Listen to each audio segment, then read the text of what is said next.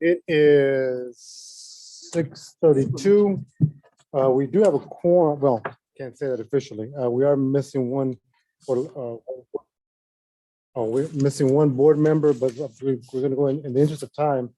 In the full agenda we have, I'm going to go ahead and get started. I'm going to call this regular meeting of the Indianapolis Public Library Board meeting to order for March 28th, 2022. Angie, can we have a call to roll? Yes, Mr. Biederman, Present. Mr. Bixby, Present. Dr. Rattata, Present. Ms. Payne, Present. Judge Salinas, Present. and Ms. Tribble. Present.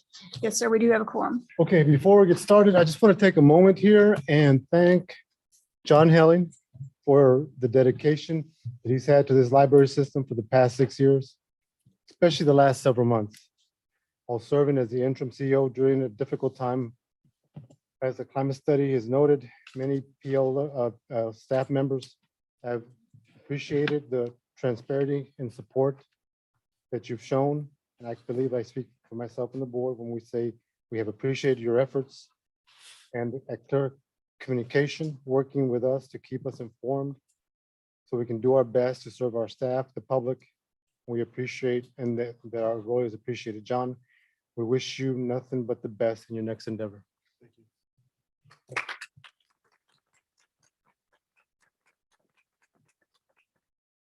All right, we're going to go with item 3, the public comment and communications. At every library board meeting, we open up with a time for public comment. We welcome feedback from the public about our Indianapolis libraries, and at this time is when the public may address the library board. If there are several of you representing the same group, please select a spokesperson. Please do not repeat the same comments someone else has offered. Please note that this public comment section is not the appropriate forum for commenting on matters related to alleged employee misconduct. Any such matters should be brought promptly to the attention of the library interim CEO, and we are going to address that tonight, or the Human Resources Department, where matters can be properly addressed in compliance with established library policies and procedures. A 5-minute, I'm going to keep it 5 limits, we only have 3. A 5-minute time limit will be allowed for each speaker. Each speaker should give their name and their address, and we have Ms. 4. Should be 4. Thank you. Oh, okay. Thank you for joining us tonight. Thank you.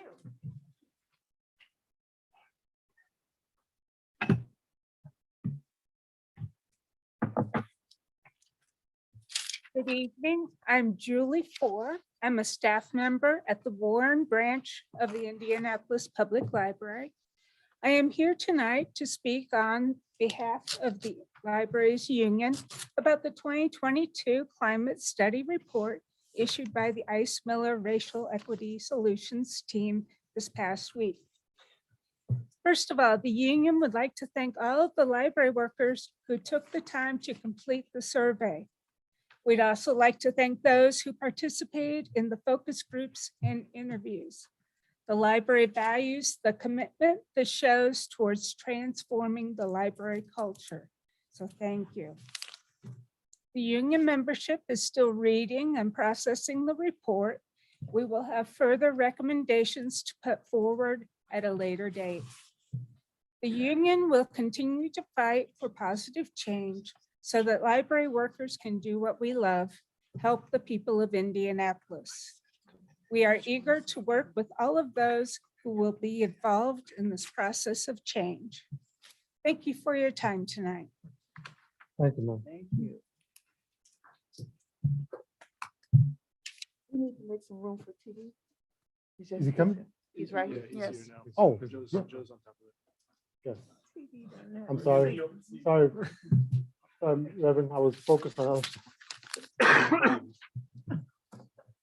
We have one more speaker, Michael Torres.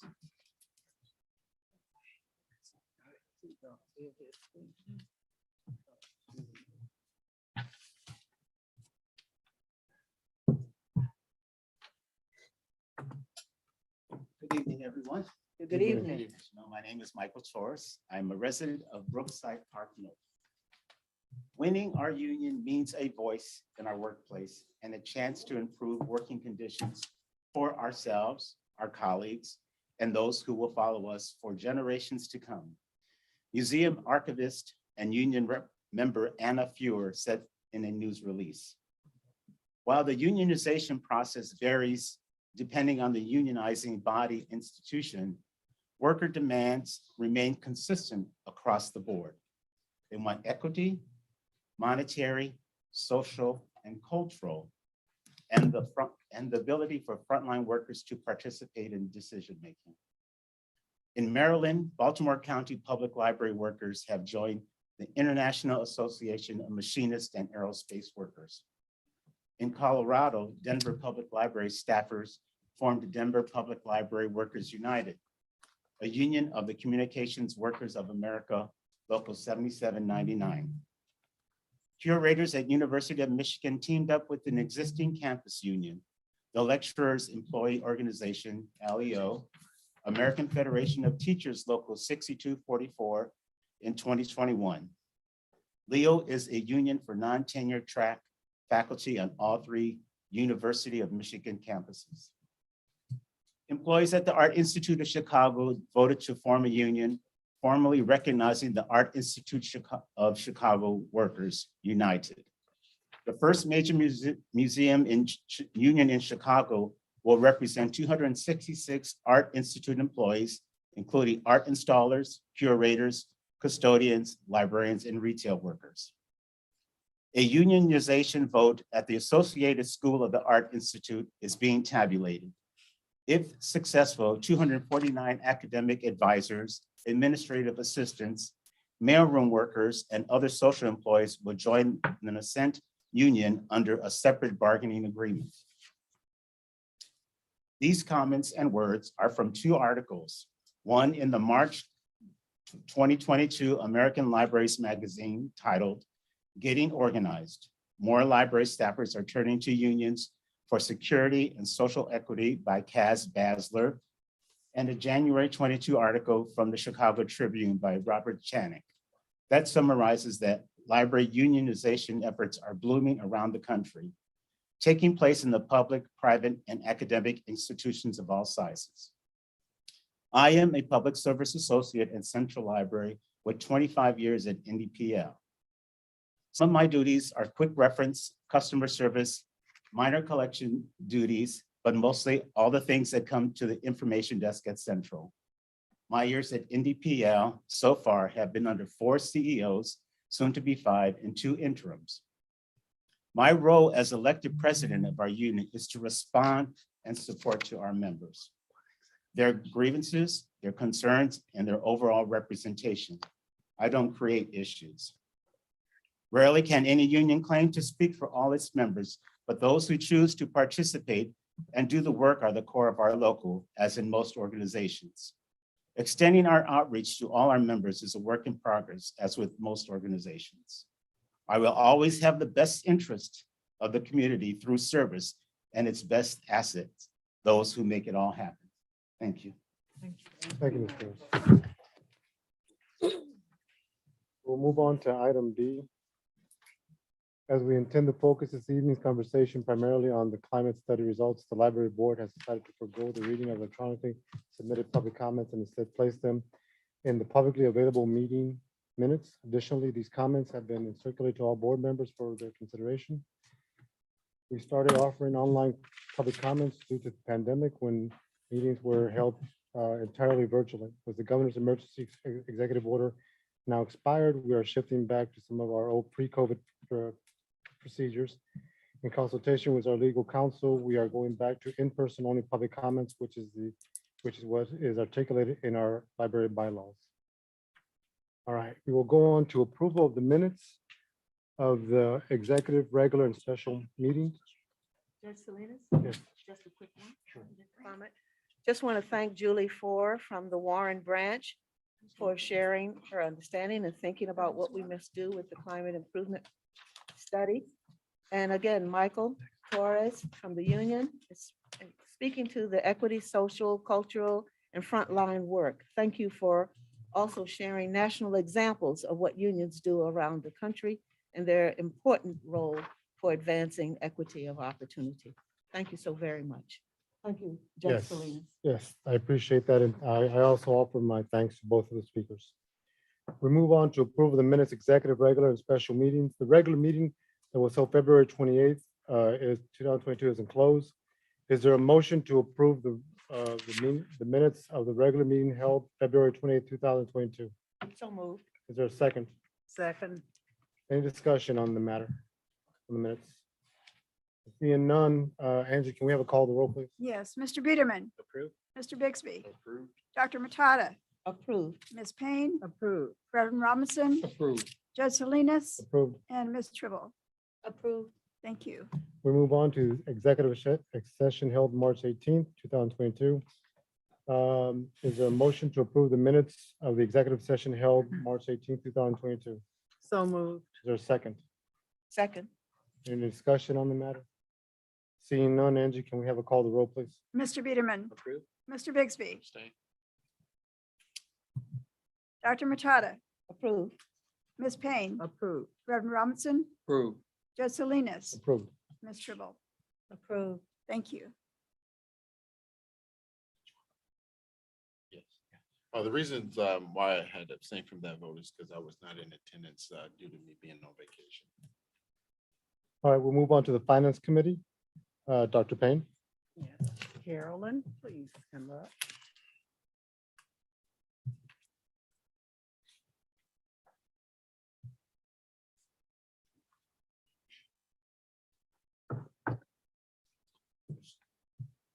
Good evening, everyone. Good evening. The first item on our agenda is the review of the treasurer report, which starts on page 20 of your document. And specifically, I'm going to go ahead and move on to page 22. The first several pages of this document are our operating funds. And on page 22 is the charts where we show 4-year comparisons. And I just wanted to let everyone know we're 2 months into the year and nothing unusual has come to my attention. I did want to point out that the first 3 months of the year, January, February, and March, our revenues, as you can tell on the charts, are much lower than our expenses going out. And this is due to most of our revenues from property taxes. And we really don't start getting a majority of that until April.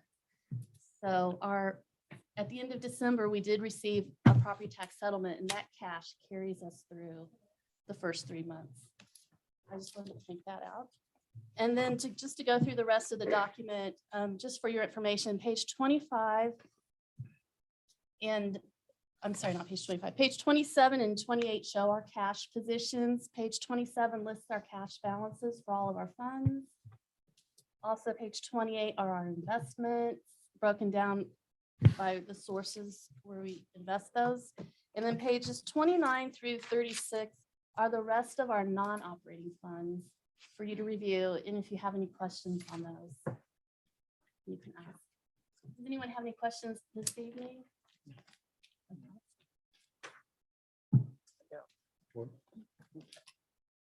Is there, you want a motion to approve? Yes. Is there a motion to approve the treasurer's report for February 2022?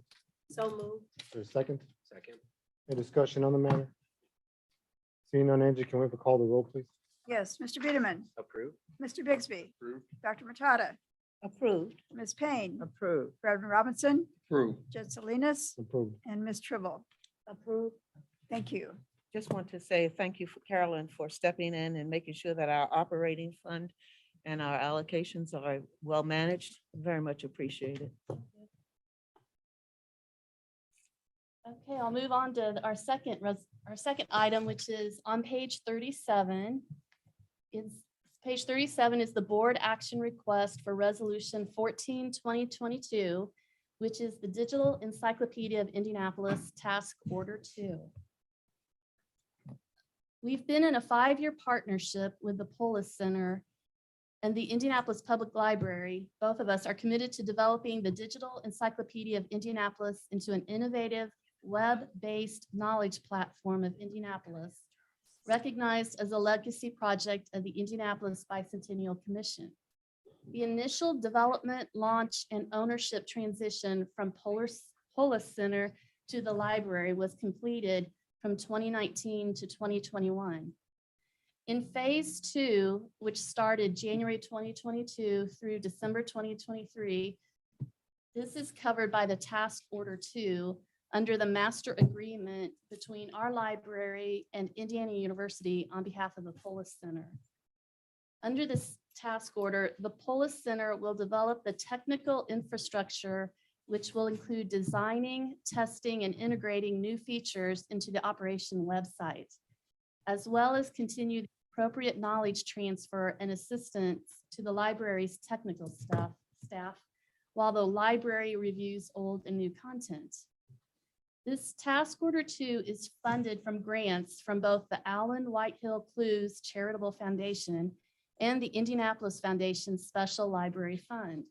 Library staff will administer these grant funds being paid from our gift fund. In this document is an Exhibit A on page 38 through 40, which provides detail on some of the deliverables in phase 2. Items such as development of a new virtual exhibit module, also an initial exhibit focusing on visual artists who have captured Indianapolis in paintings, lithographs, drawings, and photography, and also a featured exhibit, which is a bicentennial retrospective on race and race relations in Central Indiana, addressing critical race and race relation questions, including a visual timeline of race issues. These items are included in Task Order 2.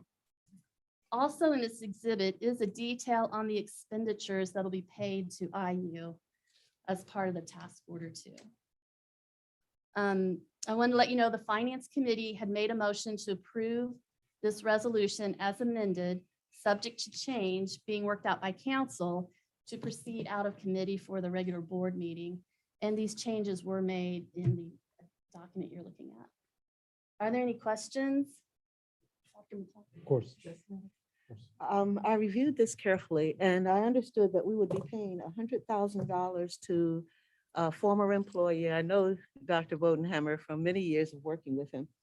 And with the mindset of the bicentennial retrospective, who will be working closely with him so that with issues of race and equity and the diversity that so richly we have been cited for, making sure that we attend to, will be reflected here. There's no mention of that kind of co-development, even though it's talking about over 2 years, $100,000. Right, and just for clarification, the next resolution will specifically talk about David Bodenhamer's agreement, but we do have Deb Lambert virtually. So I'm going to ask Deb to respond to that question. Okay, the digital encyclopedia staff includes the various staff members who are listed on this particular resolution, as well as the Encyclopedia of Indianapolis team that works here for the library that has transitioned as of January 1st. And they will work with community members. They also work with a very large, diverse editorial team and advisors from across the county, including people like Aurelia Bundles. So we have a lot of contacts and a lot of people that we will be working with to get their materials and tell the story in concert with them and being reviewed by them as well. Thank you so very much, Deb. Much appreciated. We have a diversity officer on staff. Is that person working closely with this work, and how will they be actually developing and involved in it as well? Are you referring to the IndyPL? Are you referring to Keisha Hughes working with us on this? Yes. Certainly we can make sure that Keisha is involved, and we'll talk to David Bodenhamer about how we can include her on the editorial advisory team and working with our on-site team as well. I think that would be appropriate. I really do. I think that as we really respond to the kinds of things that are happening currently and the kind of bicentennial retrospective that we want to get, we want to make sure that our diversity officer from the library really is a part of thinking through editing and making sure that the things that you have laid out so carefully are actually done the way that we see it's important to get done. David is such a reliable person. We've known him for years, but we want to also make sure that Indianapolis Public Library diversity officer is included. Okay. Any other questions or comments on the board on this resolution? Seeing none, is there a motion to approve resolution 14? So moved. Is there a second? Second. Any discussion on the matter? Angie, can we have a call to roll, please? Mr. Biederman, Approved. Mr. Bixby, Approved. Dr. Matata, I'll abstain until such time as we have in writing that that type of suggestion is incorporated in the amendment. okay.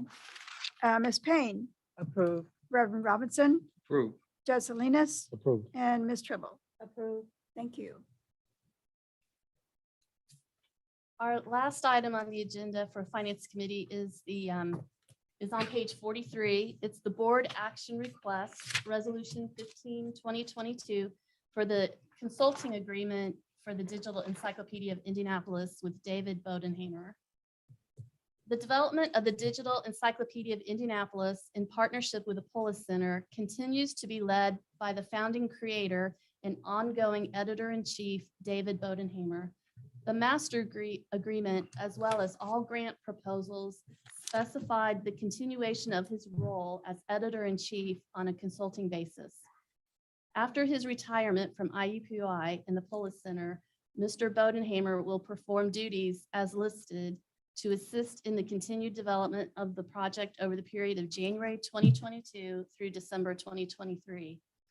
Duties include working with the managing editor on content development, working with leadership to develop funding strategies, and representing the encyclopedia to external audiences, including public engagement.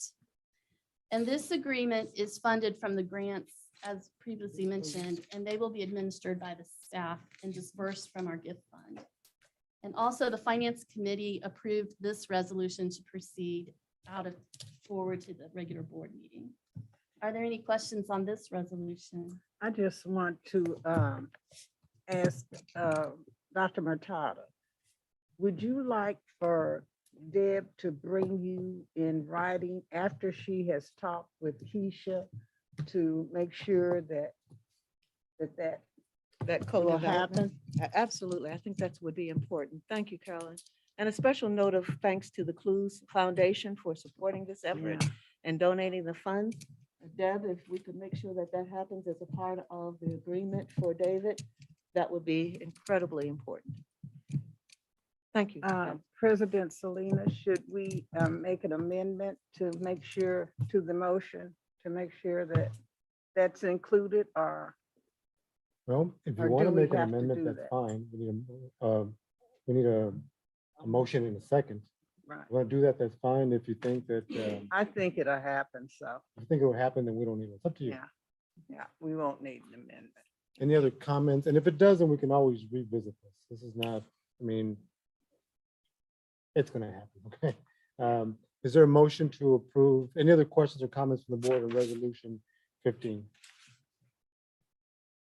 Seeing none, is there a motion to approve resolution 15? Is So moved. there a second? Second. Any further discussion? Seeing none, Angie, can we have a call to roll, please? Yes, Mr. Biederman, Approved. Mr. Bixby, Dr. Matata, Abstain? Ms. Payne, Approved. Reverend Robinson, Approved. Judge Salinas, Approved. and Ms. Tribble. Approved. Thank you. Motion carries. Thank you so much. We'll move on to item 6, Diversity Policy and Human Resource Committee. Hope? Thank you, Mr. President. I have 3 things to talk about tonight for the committee. And the first is a resolution. And so I would ask Ms. Kimberly Harden Brown to come forward to present that.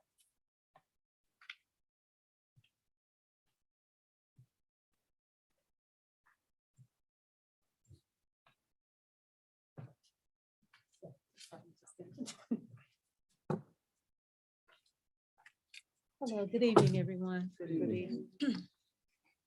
I'm here for Resolution 12-2022, This is for the recommendation to approve amendment to section 23.3 of the effective joint CBA recommendations. This amendment is related to the Sunday credit in substance that unit employees in public services or collection management positions will earn a Sunday credit for each Sunday shift worked that is equal to 1.5 times their calculated hourly pay. Current policy offers employees one bonus day after employees work 6 Sundays. The bonus day can be used the following year. This new policy will be an instant benefit for any union eligible employee that works a Sunday, and they'll receive the 1.5 hour Sunday credit. The benefit will be retroactive to January 1st to honor the tentative agreement with the union. Employees that worked any Sunday from January 1st to now will receive payment for Sunday credit. And they are still in negotiations with the staff association for the staff association side. Any questions on resolution 12? So I'm sorry, you said so it will be the intent of the staff association also to have an agreement underneath the same parameters of this resolution? Yes. Okay. Any further questions? Did you want a motion? Yes. Okay, is there a motion to approve resolution 12? So moved. Is there a second? Second. Any further discussion on resolution 12? Angie, can we have a call to roll, please? Mr. Peterman, Approved. Mr. Bixby, Approved. Dr. Matata, Approved. Ms. Payne, Approved. Reverend Robinson, Approved. Judge Salinas, Approved. and Ms. Tribble. Approved. Thank you. Thank you. Thank you. Thank you. The second thing I wanted to do was give a brief update on the status of the CEO search. The diversity policy and HR committee received a briefing from the search firm last week and a preliminary timeline. We are still confirming that, making sure that all are in, that the calendars are available, because there are some specific dates set out for interviewing, reviewing applications and the candidates. But just generally want to note that the timeline for the active search process will be begin the week of April 11th. And we're looking to have advertisement approved for the position to be posted in the first part of May. And hoping to have final interviews in August.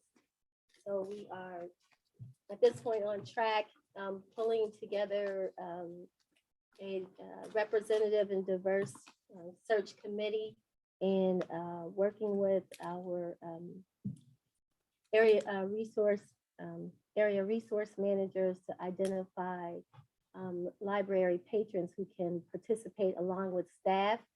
The foundation, board members, committee members, and so we're very excited and we're off to the races. Any questions about that? Well, I do want to let people know that I let the search committee know that I was quite concerned that it was not a diverse firm, and that we certainly look forward to them presenting to us a diverse pool to consider. Any other comments or questions? Thank you, Pat. And with regard to that, we were also very intentional with the contract in terms of requiring Yes. the search firm to provide us a diverse slate, and also to describe their methodology for reaching out to that, and making sure that we understand how the final slate came about. That is So, we appreciate that reminder of a very important thing. Any other questions on that? Just a comment to thank you and the committee for moving forward. We're looking for that good diverse pool. Thank you so much. You said April 11th? the advertisement goes out? April 11th is when we start with meetings with the search committee. And we're looking at the first part of May, around May 13th. I don't want to be too exact, but that's the week of May 13th is what we're looking for as the date to get the notice out, the advertising. Any other questions? So we'll move on to the continuation of the conversation, the presentation of the climate study that was presented by our colleagues at Mike Miller last Wednesday. We asked our board members to take that information in, take some time to review it, and come back tonight with questions and discussions, reflections as we look to start implementing. Again, I want to thank our employees for their input, and hope that you'll take some time to continue to review it. It is a 90-some pages, so there's a lot there to look at. A lot of it is inclusive of specific comments by our employees and others who have been interviewed. And I hope that we'll also, board stakeholders, employee alike, take the time to work to use this report as a basis to make meaningful change. I think we agreed that I was talking to one of our staff members. I was saying, now the work begins, and he reminded me that we've already been working. We've been working because people took time to participate in focus groups. They took time to complete a detailed questionnaire. They took time to be interviewed. And so we do want to acknowledge that a lot of work has happened so far. And also, to quote somebody famous, we have miles to go before we sleep. And there's significant work to be done. And it will take, to quote our DEI officer, it will take all of us to do that. So I want to thank the board for receiving the results last week. And just to note that our employees will have an opportunity to ask questions about the report on March 31st at 9:30. 9 o'clock. At 9 o'clock. So we know that employees like the town hall format, and it will also allow for them to have meaningful dialogue outside of this board meeting. So with that, Myra, Selby, and the team from Ice Miller are here to take questions from the board. May I begin with a brief statement? Absolutely, please Thank do. you. Thank you once again, board members, for allowing us to be with you again tonight to hear your questions, further discuss any concerns that you may have that we can talk over with you about our report and any of the work that we've done. Thank you to the entire library community, the board, employees, constituents, patrons, for allowing us to be on this important journey. And as Hope has said, it is a long journey, but it is one that we met the library on. As you were already on the journey, we came along on the pathway when you invited us in.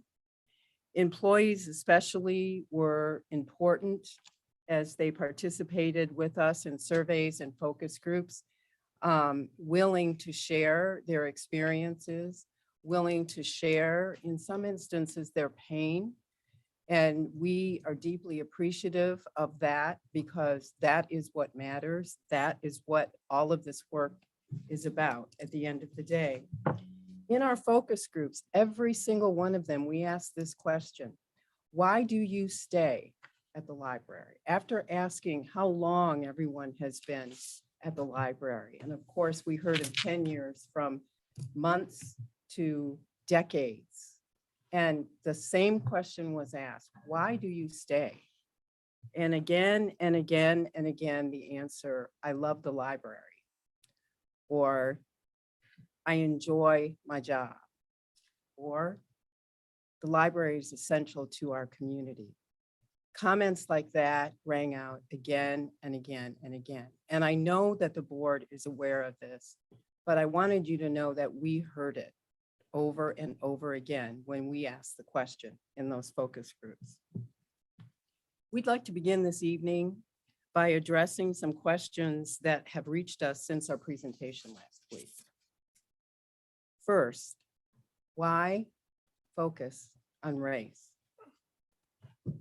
Well, we know when we examine race and racism that that lens allows exposure and sightlines to intersected identities, and it allows visibility to other marginalized communities. So it allows us to see all. Another question that came up was about the way in which we compared race, white to Black, on certain questions and how we aggregated the data in order to do so. Kristen, will you go into that a little bit more? So the decision to disaggregate the data based on race in terms of the experiences of those who self-identified as a Black employee versus a white employee was to be able to assess where experiences and perceptions of the library's climate diverged based on those identities.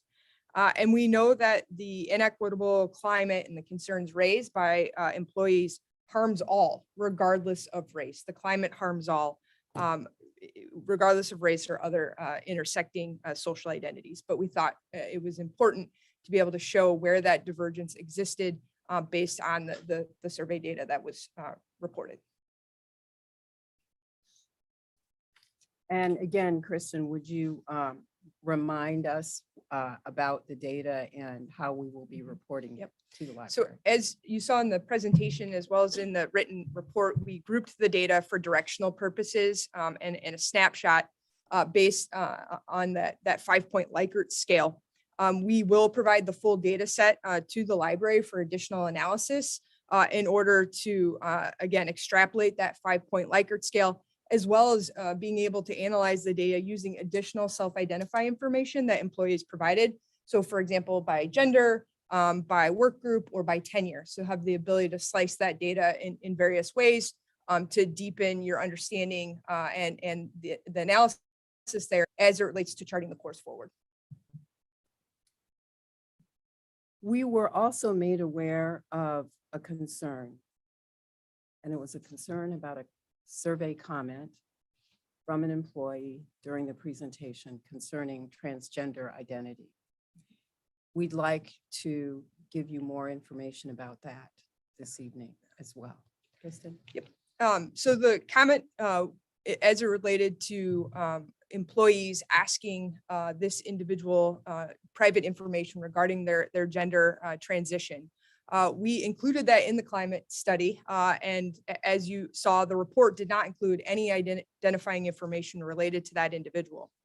The conduct described in the comment is also a common microaggression that trans employees experience within the workplace. So we thought it was important to include that as a reflection of the IndyPL climate in an area that requires focus, additional education, given the nature of that comment and how inappropriate and invasive that it is.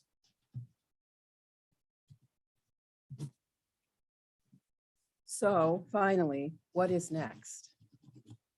Well, we're here with you tonight for your questions, your consideration, and your deliberation. In terms of the role of the Ice Miller RES group, we consider this to be the implementation phase. As we have provided the report, we're now into the phase of considering, discussing with you the report and with the employees at the all-staff meeting this week. We also point to next steps, which include reactivating the GO team, which is the internal library team identified for this work, as well as activating other internal groups that the library already has in place, such as the Equity Council, and various affinity groups within the library that are committed to this work. And of course, you heard tonight from the union as well, being committed to equity in the library. So of course, we will continue to provide consultation as we have been working with the DEI officer, Keisha Hughes, throughout, and we will continue to provide her consultation as she moves forward. We've already had those preliminary conversations, primarily to make sure that we kick off the GO team going forward. So we are at that phase now where much of the work depends on the next steps decided by library leadership as far as going forward. And I know that Keisha Hughes is also very much ready to begin the work. The recommendations that are in our report are offered as guide for going forward. They are just that, they are recommendations. And specifics are attached to the extent that we had that information and that data. But certainly there will be more that the library will want to provide. And with that, we're happy to take any of your questions tonight. Does the board have any questions? My question is Keisha in the, is she in the, there she, of course, I spoke to her. Thinking, good, okay.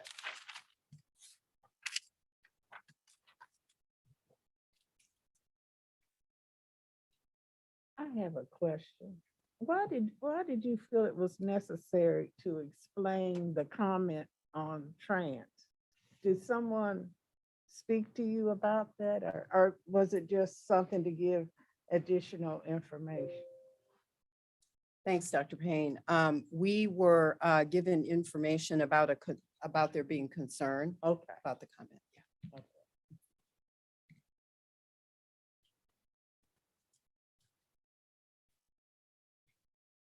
I don't know if it's so much a question or a comment. I was surprised by the wide range of comments that your group was able to get from our staff. I think it's important that we get buy-in from all our staff as we move forward on this approach that we're taking, on the self-evaluation and going forward, getting buy-in, because I did notice some strong comments in there in the report as well. So if any ideas or suggestions or how to approach that, or did that catch you guys by surprise as well? Or like I said, I don't know if it's a comment or a question on my part.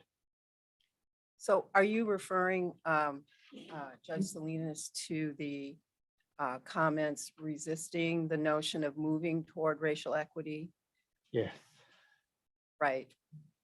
So no, we were not surprised that there are individuals, employees that are not on board with the idea of a fair and equitable workplace. Certainly we encounter that in our work and work every single day in our own workplace against that to make sure that notion does not prevail. I believe that many of us on our team would say that therein sort of lies the rub, because there are going to be individuals who either don't believe that there's any lack of equity, or will just simply refuse to participate in the work going forward. So ideas, I would invite any of the team members to speak up on this, starting with you, Kristen. I think as the library continues to pursue the transformational change from a culture standpoint, making it so folks who are bought in and are supporting this work, that is the culture that they're experiencing. And so it becomes silent minority of folks who are in opposition. And that culture is not a space where they can flourish or where they can present opposition to the transformational change that you all are seeking. Charles or Greg, any other comments? I'll just say it starts at the top, and if there is buy-in and clear buy-in from leadership, and kind of like Kristen said, then the small, minority of folks that are resisting, they won't last, or they won't, their resistance won't have an impact. So there's buy-in from leadership, and that is shown. Then I believe it will, you'll be able to move forward. This is just a quick question. As you guys, compiled, reassembled the data, was there, 2 or 3 reoccurring themes that stood out to you just in, doing the work, positive or negative? Anybody on the team can. Well, I think one of the things that did stand out to us was that there were certain employee groups by job classification that felt marginalized, I think. And they were the employees who work, I'm not going to say the name of the area correctly, but the delivery and mail, shipping and receiving, pages, those kind of classifications that I think label themselves as we're the unseen and the unappreciated. And I think that those concerns came through in the focus groups and certainly also in the employee surveys. That's powerful. I think one of the more troubling findings relates to hiring practices, and that historically underrepresented and racially diverse candidates who are being promoted or who are being selected, they're not being given credit for their work and their ability. They're being seen as a token hire. And that is especially pernicious in terms of changing the culture and those folks' success being taken away from them. And so I think it's really important that those hiring practices be resolved immediately, and that transparency and accountability prevails to ensure that folks aren't tokenized in that way or seen as just a diversity hire, so to speak. And that will continue, I think, to erode any progress that the library seeks to make until that is fixed. Thank you. Questions or comments? Okay. I actually have a question. There's so much here. I know you've given us an approach for setting the priorities. But the one I'd like to ask, maybe to lift out, there are a couple of things that came to mind for me, but one, I have to say I was struck a lot by what I call the board scores, right? And the idea that there's so little trust in the board to actually do what's right for the library and to govern well. And so I'd like to hear you talk a little bit about how to approach those recommendations for the board in terms of, like, the one I'm looking at now is that we've been operating outside. The finding is that we've been operating outside of the strategic policy role and gotten into day-to-day management. Roy, do you want to comment on that? Yep.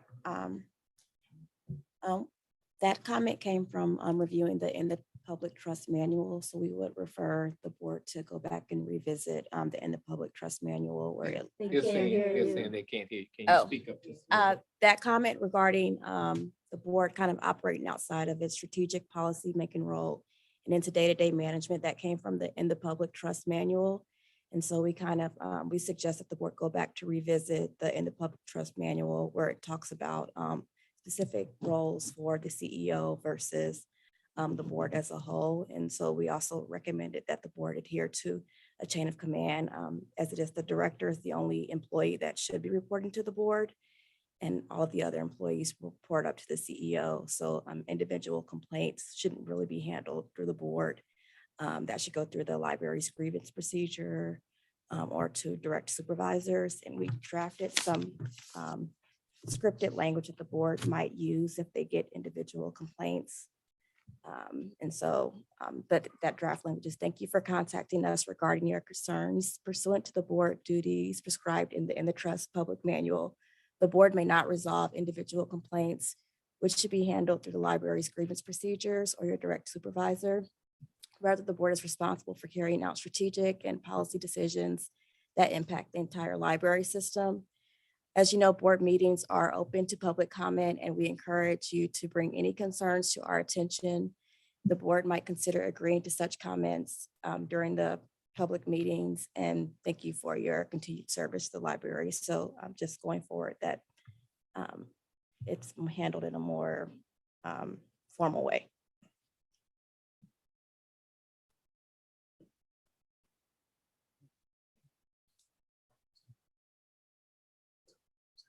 The other question that I had that came to me, there were two other things that I noted. One is the staffing disparity. And I've called it that, but the difference in the staffing that IndyPL has as it's compared to other libraries of similar size, serving similar populations. And I think I just wanted to see if you have any more to expand on that, but I also think that's something, you know, in terms of looking at resources, and that goes along with the other thing that I was looking at, which is training. And training was talked about on I saw two things. One, the DEI training and how it's implemented within the system. And then secondly, like technical training for doing your job. And this idea of just what I call the go get 'em tiger, you know, like, okay, you got the position now, go get 'em tiger. But this idea of a training to get people familiar with the policies and procedures. So I guess I just wanted to sort of bring those out. And if you have any additional insight or things that would be useful for us as we continue to think about how to do this, I would love to hear that. Greg, do you want to talk a little bit about the comparison? Yeah. So as mentioned last week, compared IndyPL to 4 different libraries. And as it relates to any sort of recommendation, I think that's going to be obviously left up to HR. But I think Dr. Murtada brought up the point about investing in diverse candidate pools. And I think there certainly are ways to be really intentional about that. And I think, you know, we in the study, we not only had numbers, but also had a number of resources that other libraries are using as well that may be helpful and beneficial. One additional item I'd point to in terms of the training aspect is that you can train people all day, but if your systems are inequitable by virtue of the way they've been constructed or their bias just is baked in systemically to those processes, training isn't going to lead to the outcomes that you all are seeking.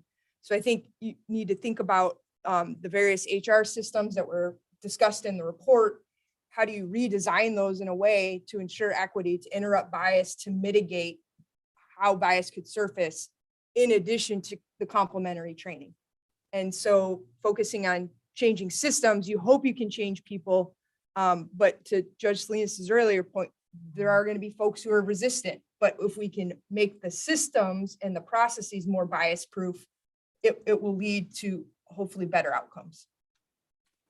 And in that, I think it's really important to, for example, equip the diversity officer who will be key in moving forward in this work, to equip her with the appropriate ability to focus on the work, to make sure that her role is clear and that she had the resources to do the work.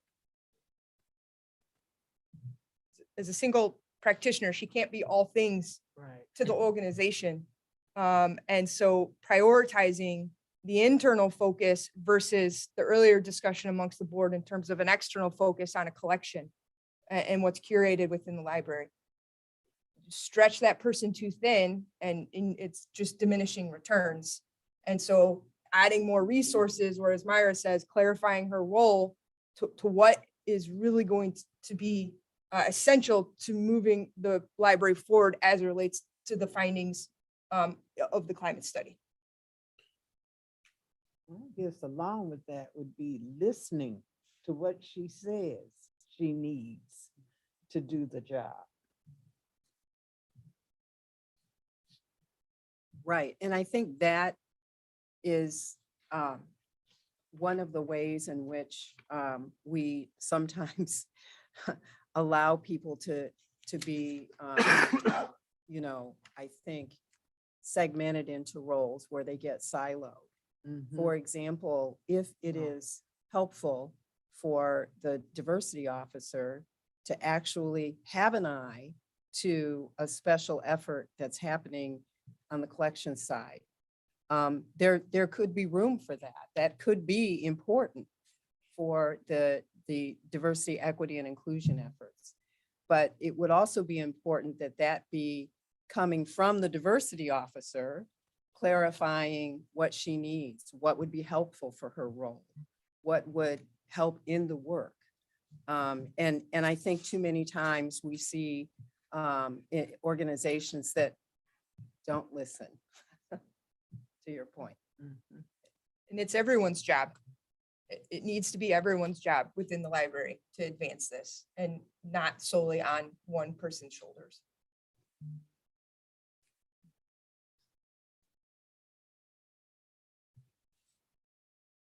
Okay, I'm gonna ask two more questions. Sorry, and then I will be finished. Right now, one of the recommendations is that we do internal focus. And we know that we're going to have a new interim CEO. And I just wonder if you can talk a little bit about how to use this over these next several months while we're in the process of searching for the new CEO. How do we start to prepare to improve the climate and the culture while we're doing that search? Prior to their answering that, there's a difference between climate and culture, and they've been used interchangeably here. And I've been trying my best to not speak to it, but you're raising such an important point, Hope. The words keep referring to climate, climate, climate. The climate can be a toxic climate, and the words from the union and so many people have come and presented. There was nothing new that was presented about the toxicity of the climate. So very important, but the culture of an organization is very different. It speaks to the values, beliefs, and systems, and there is no bias-proof system. There is none. And so to capture the language, just like you said, and thank you so much, Hope, for saying both culture and climate, because when you speak to the climate, you're talking about the way that people feel about it, much like the weather. You know, you feel a particular way about the conditions in the environment. And so our union, our staff representatives have said to us again and again, this doesn't feel right. It is a place which does not feel right in terms of the administrative work, the executive level, the board level, the honoring of staff, all those things that have been carefully brought out by this report. But that notion of culture speaks to a very different thing. And so thank you very much for making that distinction. I'm sorry, would you repeat your question? So my question was that in following your recommendation for an internal focus, how we can optimize that, especially during this next period of time where we're going to have another interim CEO who's going to be managing the climate and the culture over these next several months until we've identified the permanent CEO. Well, I think it's important that you move forward and not set it on the shelf awaiting the new CEO. And of course, that's a challenge. But recognizing that the time is now and taking advantage of the energy that exists now. I think there are some ways in which you can begin that internal focus. There are several findings as well as recommendations that focus on the HR area, on human resources and people practices. And I think that that would be a useful way in which to begin that internal focus that really is critical to the success of the change, the effort for change, irregardless of this, the particular CEO at the time. And it's also work that would continue on into and under a new CEO. So it would be a good investment of energy and resources. Any other comments from the team in that respect?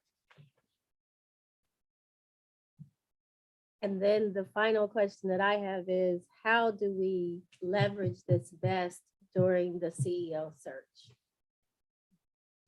As part of the search. That's a process? great question. And I would first hope and imagine that a viable candidate would be very interested in not the report itself. Certainly, that's just the report, it's just paper. But the effort that went into the report from the library, from employees, from board members, from constituents. And I think that that would be the way in which you can leverage it.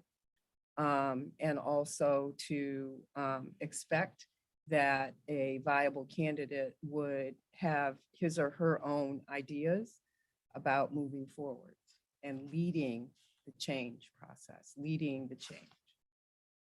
Okay. Thank you. Any other questions or comments? Seeing none. Vice Miller, thank you so much for your presentation tonight. We do appreciate it. Thank you.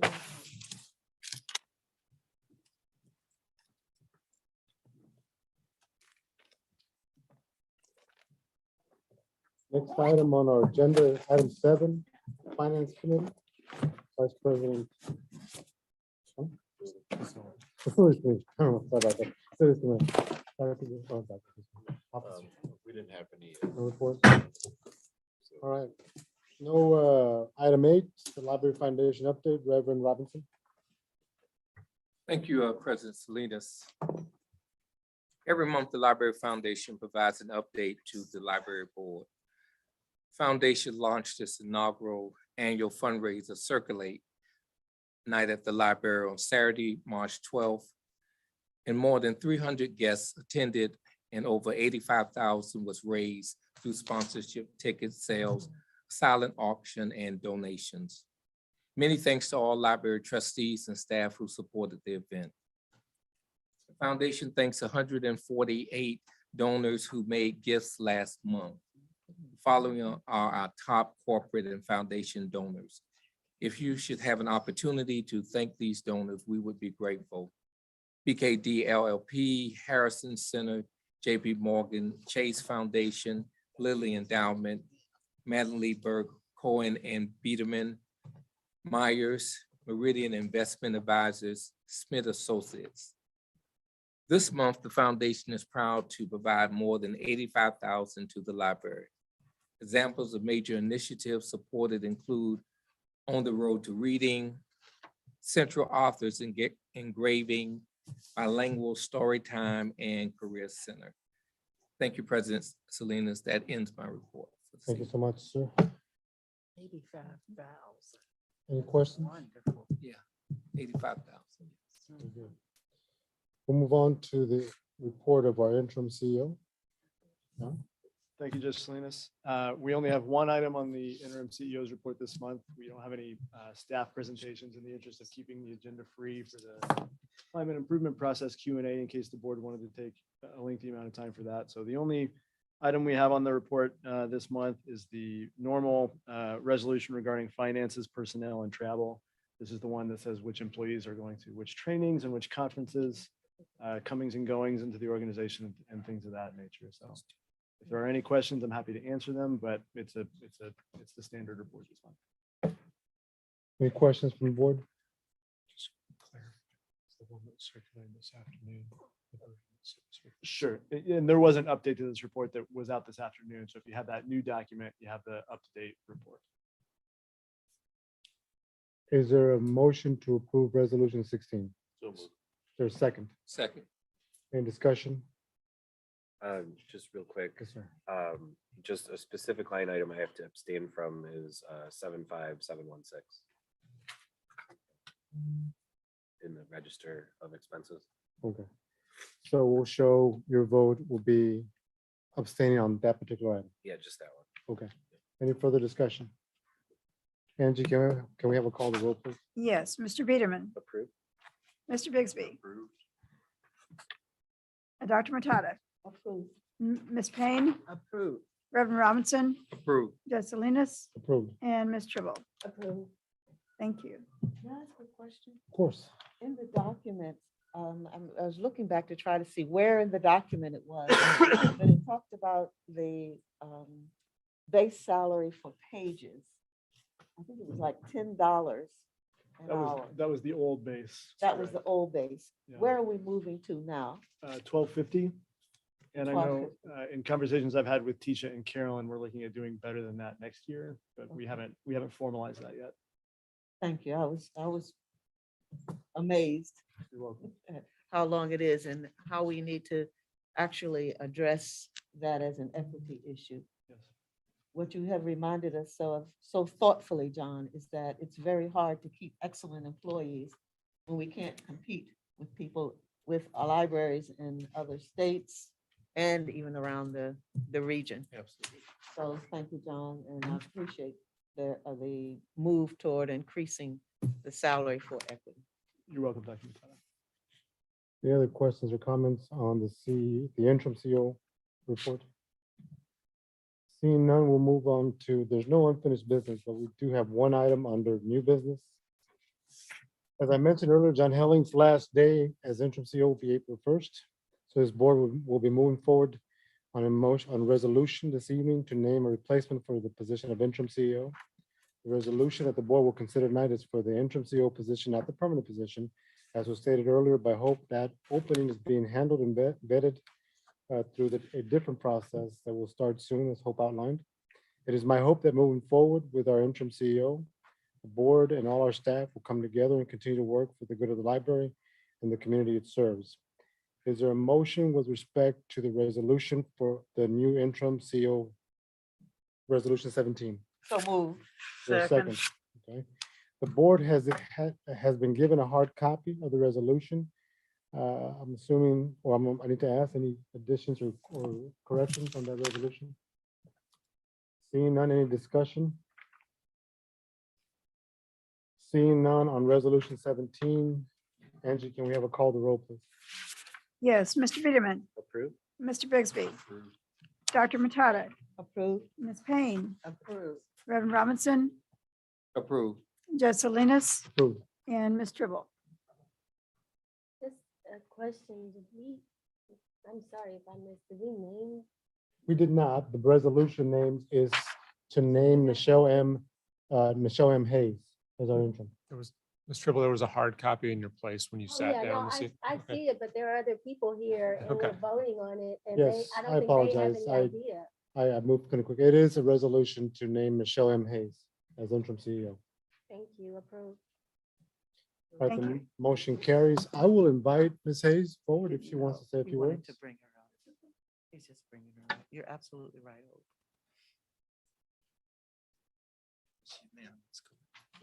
And welcome. Thank you.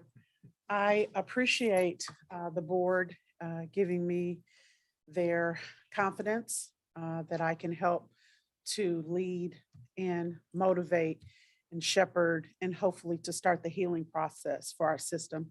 We have amazing staff members across the board, up and down, people that came last week and people that have been here for decades. And so I'm hoping that we can move all of us forward. And so I thank you for the honor. Thank you so much. Welcome.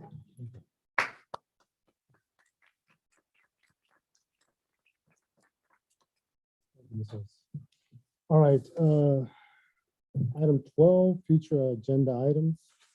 This time is made available for discussion items that are not on the agenda, which are in the interest of library board members. And the opportunity is given to suggest items to be included for future library board meetings, meeting agendas. If you have any items, please feel free to email our fellow board members and myself, of course. Our next board meeting will be April 25th in this location at 6:30. Is this the copy that we signed? Yes, please. Okay, I'm gonna hand out,